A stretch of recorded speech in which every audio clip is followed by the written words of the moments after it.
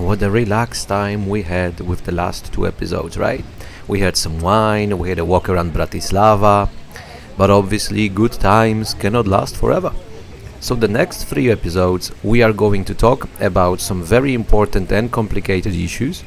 We are going to meet some interesting people and maybe even visit a site or two. But it is not going to be easy, so I need your full attention. Concentrate, please.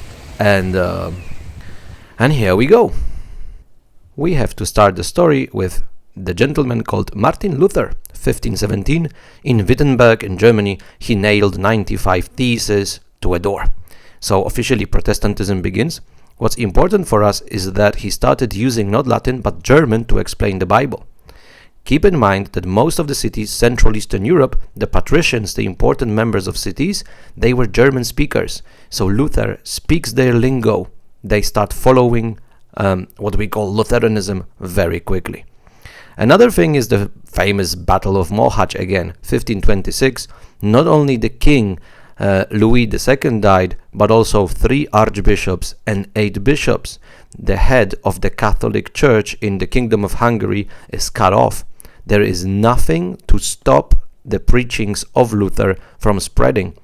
So in a number of years, roughly 90% of cities in the Hungarian kingdom become Lutheran, or as they say here, evangelical. And that's the word I'm going to start using from now on to refer to Lutherans for the purpose of our videos.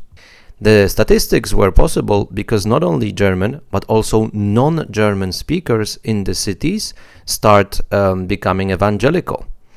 So when Luther finally translates the Bible into German, another translation was made. In a place called Kralice in today's Moravia in Czech Republic, the Kralicka Bible, named after the town, is created for the Slavic speakers. It was actually in Czech, but Slovaks understand easily, and here's an interesting twist. Suddenly you have in cities 2 churches next to each other, one for German, one for Slovak speakers. In the meantime, the Catholic Church starts the Counter-Reformation. That's why you have Jesuit churches practically at every important city. And they also started using the Czech language of the Kralicka Bible. So for 200 years, it is the liturgical language for the Slovaks, but with the passing of time, less and less understood. So Slovaks started, so to speak, Slovakizing the Czech language of the Kralicka Bible. And in the end, after 200 years, you have a priest, Anton Bernolak. By the late 80s of the 18th century, he decided, with some collaborators, to create for the first time orthographical and grammar rules for the Slovak language.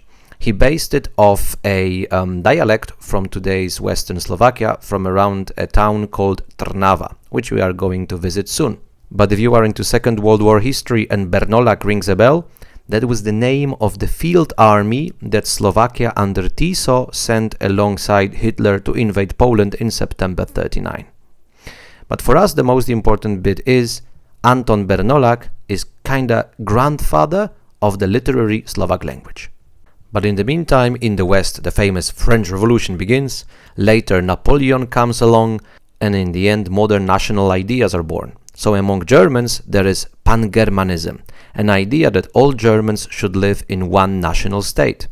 Here's the twist. Many evangelicals from the Kingdom of Hungary, including non-German speakers, were studying at evangelical universities in Germany.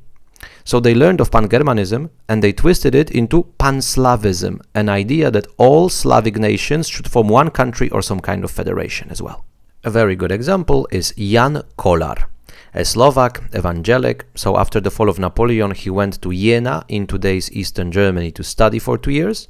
He learned of Pan-Germanism, came back, he started thinking of Pan-Slavism, and in the end, he wrote a huge poem, which he was actually writing through his life, The Daughter of Slava, based on Dante's Divine Comedy, and it pretty much became the Pan-Slavic Bible.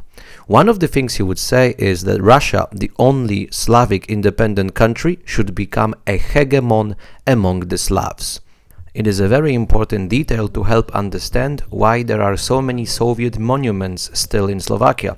It's not only the question of Second World War and their national uprising, it's a story that's a good 100 years older, and still pro-Russian sentiment in Slovakia is kinda strong. But the most obvious legacy of Pan-Slavism are the colors of the Slovak flag. They were agreed upon in 1848 in Prague during the first Pan-Slavic Congress. Now, this whole introduction was important right now for one simple reason. The fact that Czech was present for several hundred years in Slovak public space and 19th century Pan-Slavism are pretty much responsible for a project we call today Czechoslovakia. And those things are crucial to understand the background then. But of course, later, how to make it reality. Kolar, for example, believed that only 4 languages in the Slavic Sea have future: Serbo-Croatian, Russian, Polish, and Czech. Being Slovak, he actually was writing everything in Czech, believing Slovak should melt with it. Well, not everybody agreed with such a point of view. In order to introduce the next important person, we have to go for a moment up north towards Trenčín. So, another little random town somewhere in the middle of mountains and forests, a little place called Uchrovec. So, nothing really particular here, but it's one of those places which I like a lot for a simple reason. Behind me, for example, you've got ruins of a little castle, and that shows you that the place has no money for renovation. So you would think, there's nothing to do here. When you are born here, you're trapped. You will be nobody, ever. Well, 2 very important people were born here. So yes, you can become someone even if you are born in a little place with ruined castles. Let me introduce to you one of them now. One of the most important, if not the most important person who actually shaped who the Slovaks are today, what they call the person who awakened the Slovak national spirit. Let me introduce to you Ľudovít Štúr. He was born in this very house, into a family of an evangelical pastor and a teacher, hence the place is big because it doubled as a school. It wasn't simply a family home. Today there's a little museum on the topic of Ludovít Štúr, little but very well prepared. Now, mind you, the boy himself did not live there for long. He was only 12, and his father sent him to a school in Győr, in today's Hungary, to follow in the footsteps of his oldest brother Karol, so Charles in English that would be. Then he's 14, he is in Bratislava in another school, where, what's important for us, he learned of Jan Kolar and his works, but also he would read poems by other people who would follow the Slovak language of the priest Bernolak. He came back home when he's 19. For a number of months he's working in the castle, but then he goes back to Bratislava again. So let's follow him. Let's walk down maybe not the most representative Licejna street. Now the name comes from the word liceum, which is one of the words for high school. Actually in Poland, that's how we do it till the very day. So there was this evangelical lyceum. The story begins 1606, but it gains momentum 100 years later.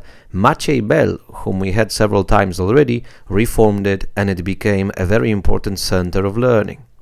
Another 100 years, beginning the 19th century, and as always, the official languages, German, Hungarian and Latin, but also Czechoslovak society was created.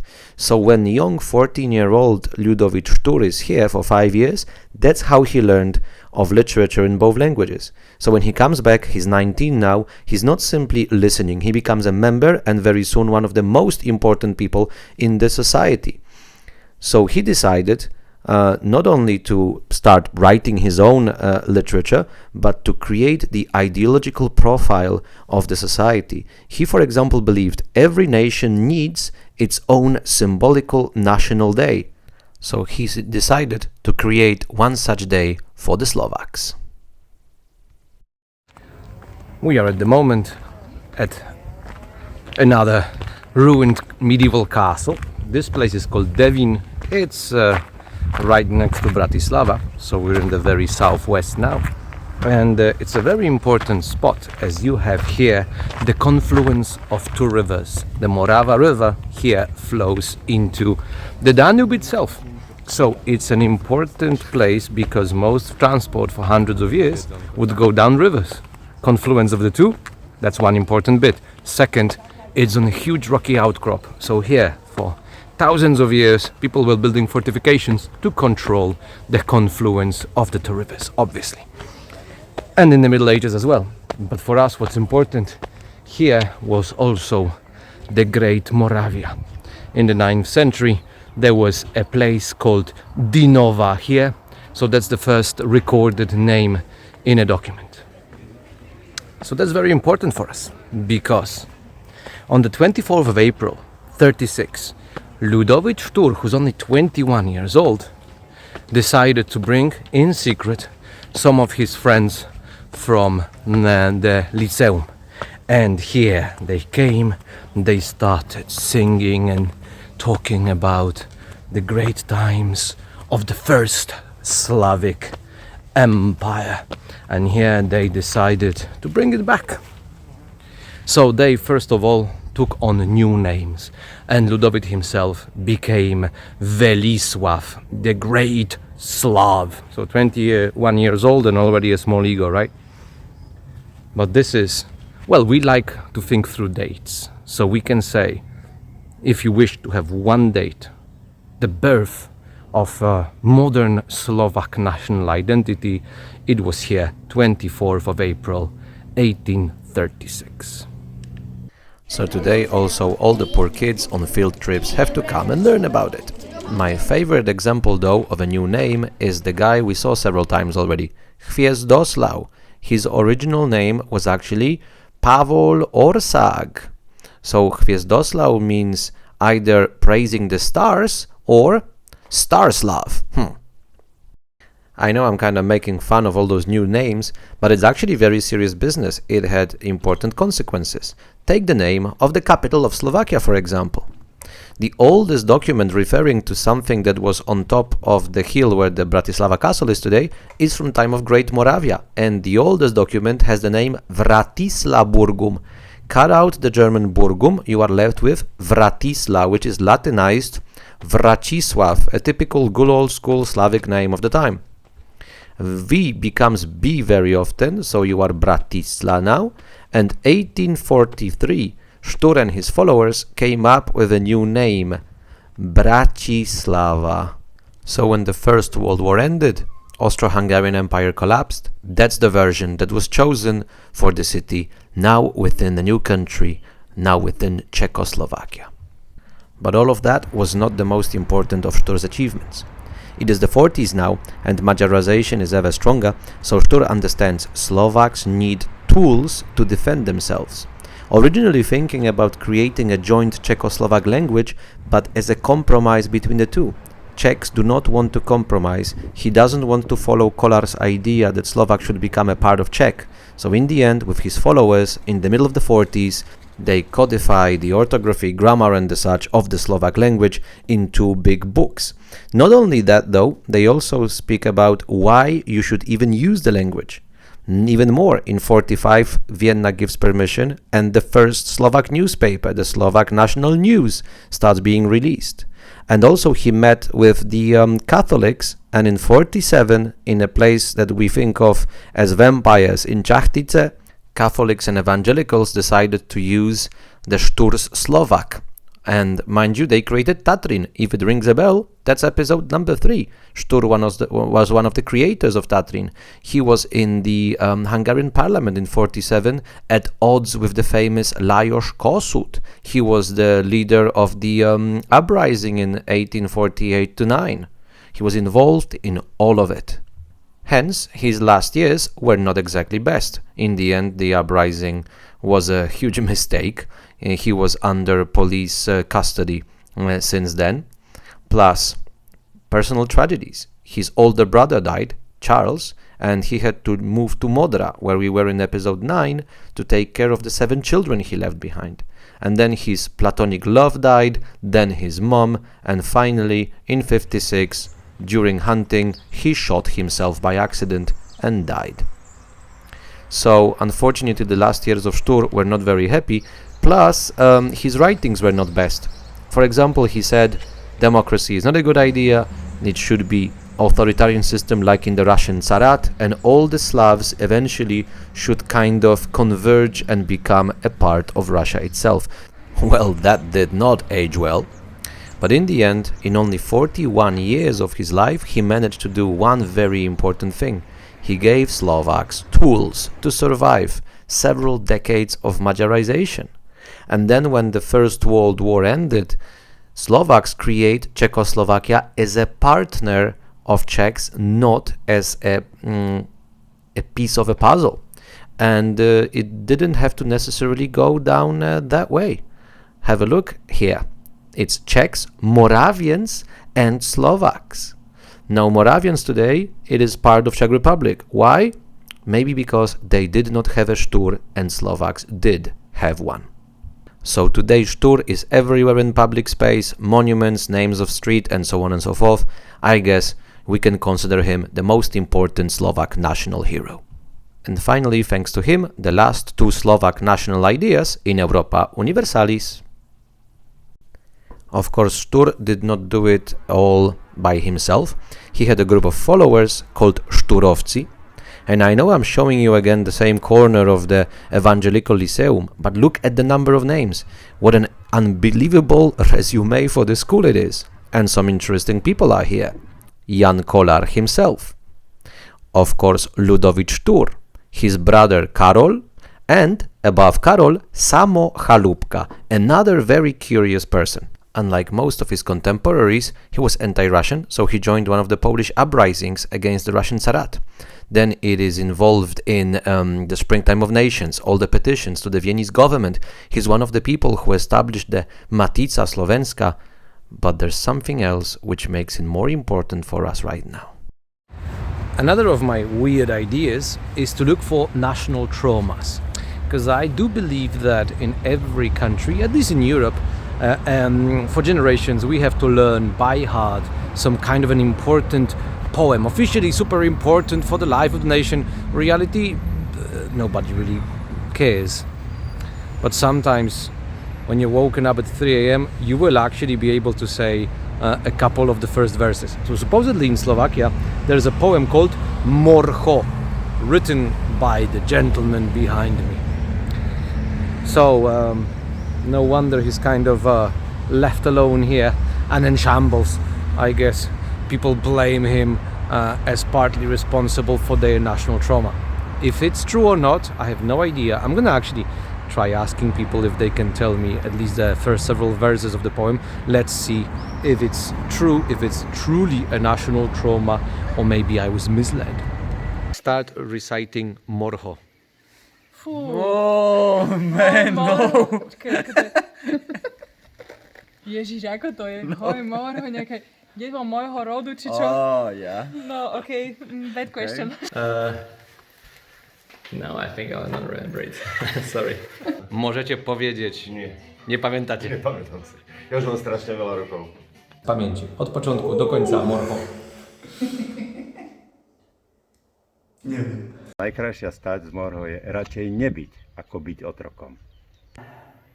Hoj Morho, tvojho rodu, čo chradnou rukou siahol na tvoju slobodu. Hoj Morho, len mortilen a voľne byť, ako byť otrokom. Toľko to si pamätám ešte z toho. Začiatku, ja neviem o začiatku. Počkej. Zleteli orly z Tatry, nie? Zleteli orly z Tatry. Ťahnú na Podolia, Ponad vysoké hory, ponad rovné polia. Preleteli cez Dunaj, cez tú šíru vodu, sadli tam za pomedzím slovenského rodu. Yep, here we have the winners with the longest fragment. Well, it wasn't a difficult competition. Half of the people didn't remember anything. Now the expression Morcho itself means something like death be upon him. The poem is about the ancient times when one of the Roman emperors was fighting against a tribe which in the 19th century was considered kind of proto-Slovaks. So the Roman emperor is tyranny and the tribe is freedom, even at the price of death. So in the modern times, Morcho actually became kind of a battle cry in important moments, already used during the First World War and of course during the national Slovak uprising. One of the radio stations would start broadcast with several lines from the poem, and also they would release a newspaper named Morho. So more than just a poem, it became a rallying cry to fight for freedom in difficult times. And here slowly our episode comes to an end. I know it wasn't very easy, it was indeed packed with information, but I hope you found it interesting. And the next episode, no less interesting, we are going to talk about Czechoslovakia. The first Czechoslovakia in the interwar period, and of course the one closer to us, the second one. We're going to visit some interesting places, talk about interesting people, and sometimes it is going to get dark and difficult. For now, goodbye, and see you soon.